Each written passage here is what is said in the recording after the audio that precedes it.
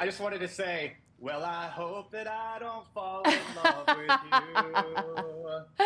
So, I'm only bummed that I couldn't give this to you in person. I know, my God. What are you hoping to get out of this? I thought this guitar might make my son think I'm cool. I'll be back in an hour. I don't care. How annoying is he? Very annoying. What is that? Jesus Christ, it's like a club in here. Turn it down a second. Was that yours? How did you make that? It sounded epic. Come on, girl. Let's get in trouble. Shake and not stir the James Bond from Dublin. We got something real. I wanted to tell you congratulations on this. I was so stoked to read all about this. Unfortunately, it was after I met you. Big seller at Sundance. So I wanted to know, what did you do to celebrate? Oh, at Sundance, that was probably, oh my God, what a whirlwind, amazing few days we had. What we did to celebrate, well, we were waiting and waiting to hear about the sale. And it was very exciting. We're like in an episode of Entourage, like what's happening, who's bidding what and where. And we had all planned to go skiing on our day off. And the morning we woke up, we heard that Apple had bought it. And so we went up on the mountains and we spent the day there just feeling like we were flying. It was amazing. This was very much an indie movie. And, goes to show what I know about commercial movie markets or whatever. I didn't know if it would even sell. I was like, I don't know, it's about like a mom who's sort of troubled. It doesn't have a conventional happy ending. The story's kind of complicated. It's not complicated, but it doesn't have the conventional formula for a commercial like rom-com or something like that.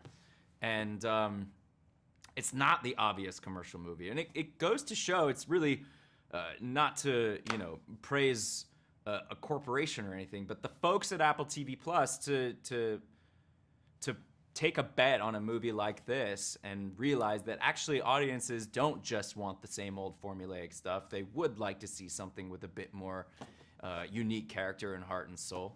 That's a tribute to them, and I'm definitely grateful that they saw the movie at Sundance, and now it can be seen by anybody. So, you want to learn the guitar? This is a gift you can take to your grave. What's your problem? I didn't know I had a problem. You're teaching guitar online, love. So I was wondering, was there a certain scene when you were there that you were either nervous or excited for people to see, the audience? I don't know if it was the singing duet with you and Joseph Gordon-Levitt, or maybe where you're just riffing with Jack and Orén at the house and you're actually just playing and singing that song. Honestly, I was nervous about it all. I remember just sitting there going, oh my gosh, please just play the movie. And they were doing all this beautiful Sundance intros and welcome to the festival. And I was like, just put it on. And so I think when we got our first laugh, I started to relax. And then the lucky thing about the music is it sort of comes in a really beautiful, natural way. So you're already invested in the story by the time I start singing, for sure. But I think... I think the rooftop scene I was the most nervous about because I think it's the most vulnerable she is. And so therefore I am also so vulnerable. But it felt like people were really into it at that point and really involved in the love story. And so it felt seamless. My nerves were taken away after a while. This movie, when FLORA and SON screened at Sundance, it had that energy of yep, they're with it. They're laughing where they're supposed to laugh. They're quiet where they're supposed to quiet. People started clapping along to the music at the end of the movie. You could just tell it worked.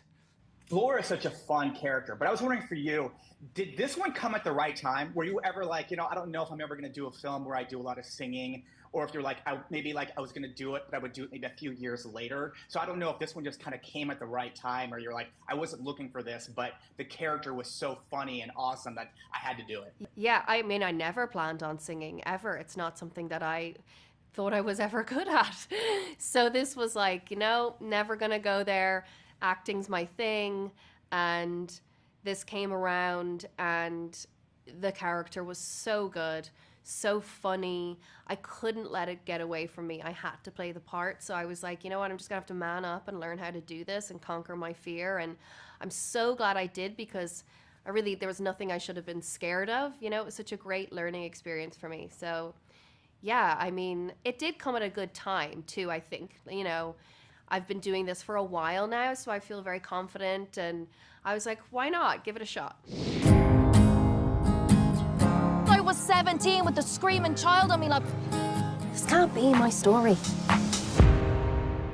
But without him, I have nothing. We're living a high life. How come the way things are never enough for you?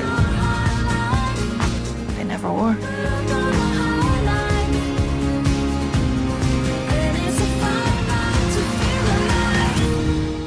Playing the guitar, it's so sexy.